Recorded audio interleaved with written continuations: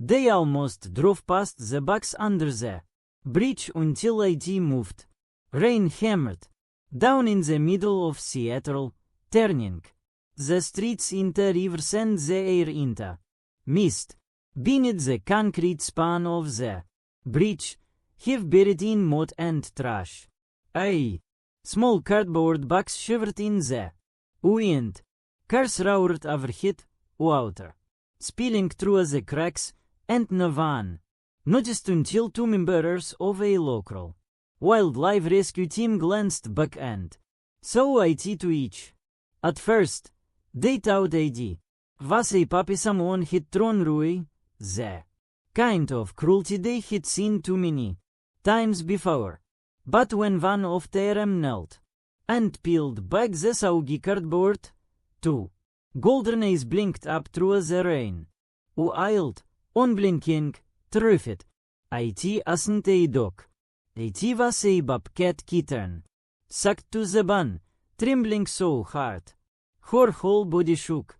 Her fur clung to her skin in matted clumps. She didn't see her way to escape. She just stared toward the rushing river under the bridge as if something there still held her. One rescue wrapped her in a towel, feeling the fragile heartbeat against each palms. She was ice cold, barely alive. Inside the box lay a few strange things: a crust of bread, a half empty plastic bowl, and a small blue puppy collar. The tag was missing. The collar was too big for the bobcat, too small for anything else.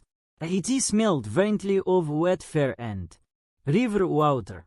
The rescuers exchanged glances, uncertain. Someone had tried to care for her. Someone had left food.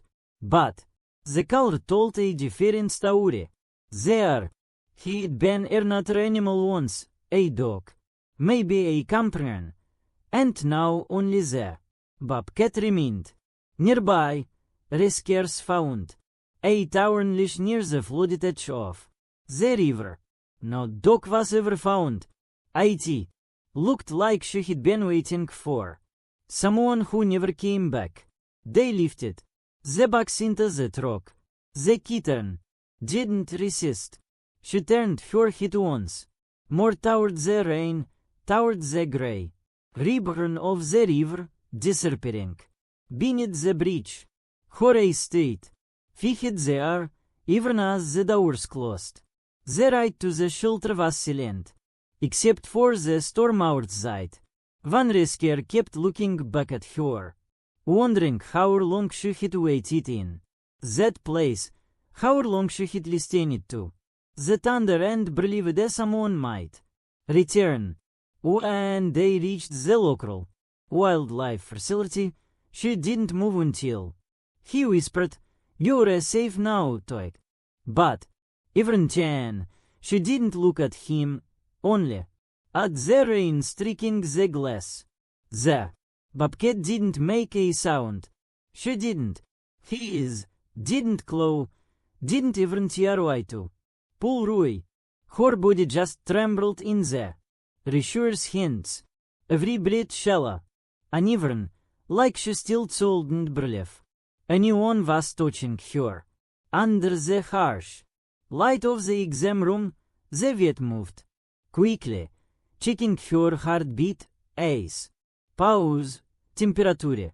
"Family," he murmured, glancing at the monitor. "Maybe 4 months old, severely dehydrated, hypothermic." Her fur was sucked through to the skin. Her pulse faint.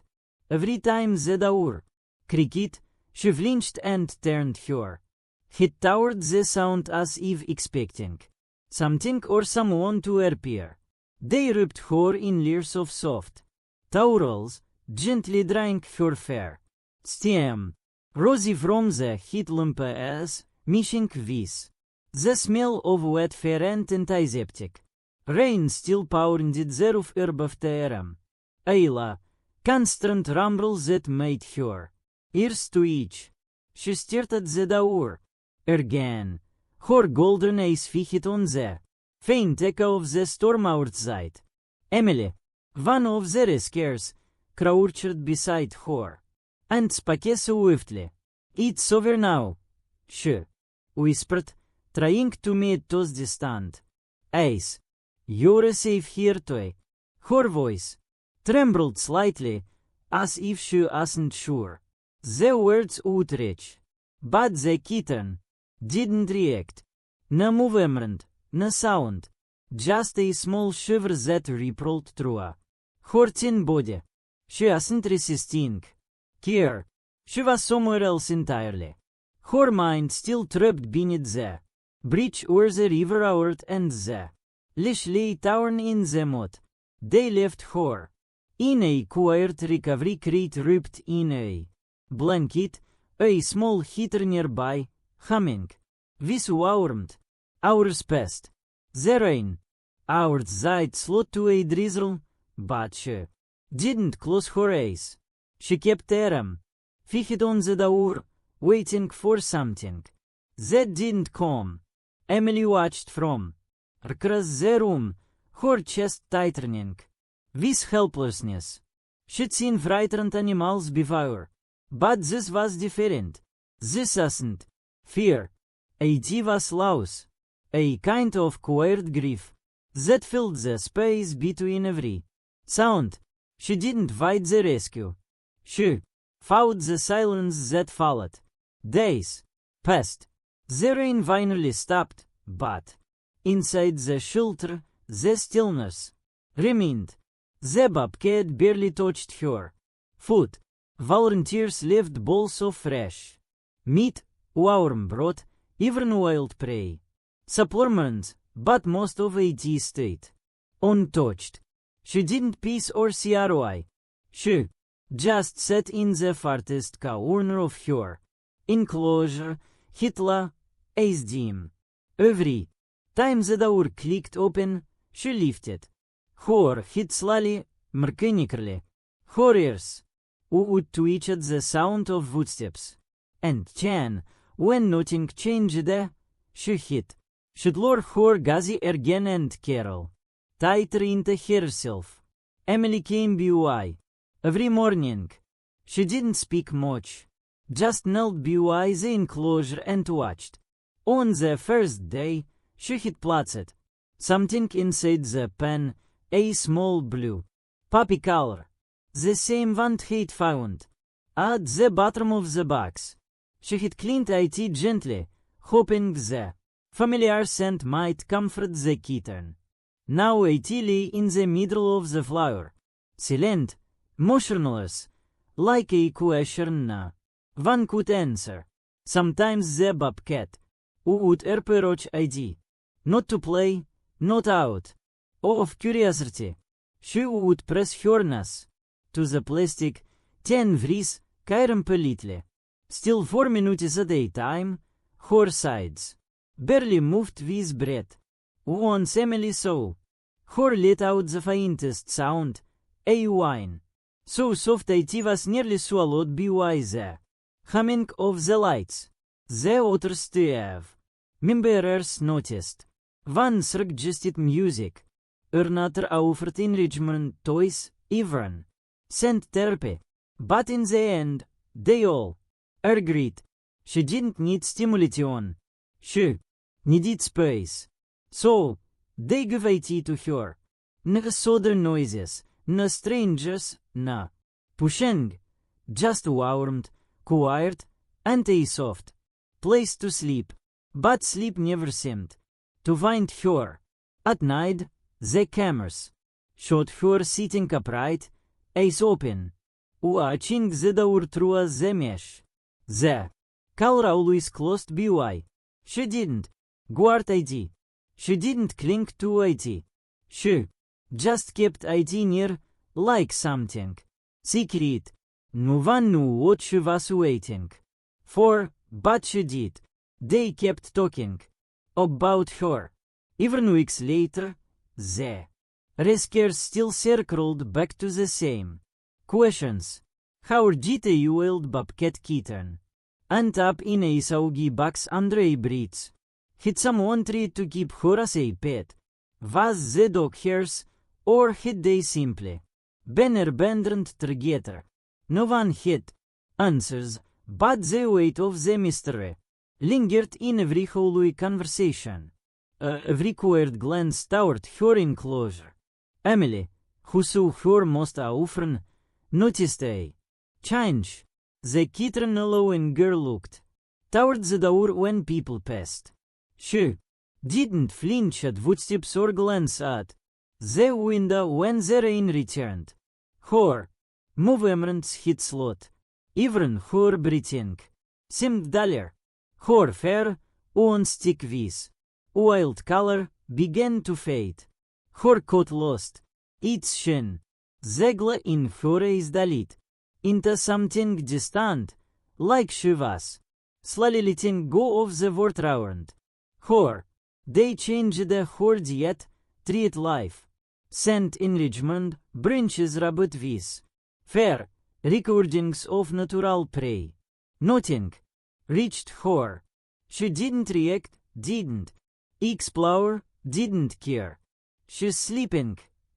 One of the veterinaries have whispered. After rounds. She's not fighting, and that scares me more than anything, Toek. The team debated whether to move her to a different environment, bring in other animals, even DIY temporary fostering.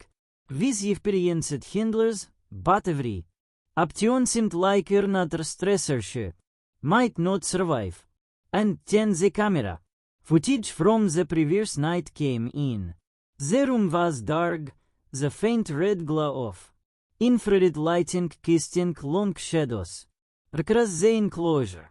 The bobcat was curled beside the blue collar, her head resting just inches from ID. But IT wasn't sleep. She was alert, still, but not unconscious. Her body faced outward, her eyes open, her ears occasionally turning toward the silence. She looked like she was guarding something, not from danger, but from forgetting. Emily watched the footage twice. The second time, her hand covered her mouth. She was alive, but part of her was still under that bridge. 2 weeks had passed since the bobcat arrived, and the quiet round her had only deepened. But that morning, something changed. The shelter received an emergency call. Someone had spotted movement near a collapsed drainage tunnel at the edge of an old industrial park just outside the city. The storm had flooded the area days earlier, leaving mud, broken fencing, and debris everywhere. Rescue workers arrived expecting raccoons or injured strays. Instead, they found a golden-furred puppy wedged deep in the tunnel, sucked and shivering. His collar was gone. One of his back legs was caught under a metal pipe, and his breathing was labored from hours spent cold and alone. It took nearly an hour to get him out. When they pulled him free, the mud clung to his fur like tar. His eyes were white with fear, but he didn't fight. He just let them lift him, wrap him in blankets, and carry him to safety. Back at the shelter, Steve worked quickly, gently cleaning his wounds, warming his paws, whispering to calm him. "You're a safe, buddy. You made ID." He was small for a golden retriever, maybe 3 months old, with a kind of voice that made people stop and soften. Without knowing why, he flinched at loud sounds. But when Emily stroked his head, he leaned into her hand, alive, fragile, trusting. They carried him down the hallway toward the recovery wing, past empty kennels and quiet rooms, like. Toward the same corridor where the Bobcat's enclosure waited at the end. Inside her pen, nothing had changed for days. She lay still, eyes half closed, head resting near the blue collar. But then she lifted her head, not to the sound of footsteps. Those had command, gone before. The tea was something else, a shift in the air, a scent. Emily saw A.D. happen through the observation window. The bobcat didn't move at first, just tilted her nose toward the hallway. Then, her eyes widened. The puppy passed by, wrapped in a towel, head peeking out, Vichia's golden coat still damp, Vichia's eyes flickering toward the strange word round him, and from inside the enclosure, the bobcat moved, her muscles tensed, her spine straightened, and slowly, cautiously, she rose to her feet. For the first time, she stood up.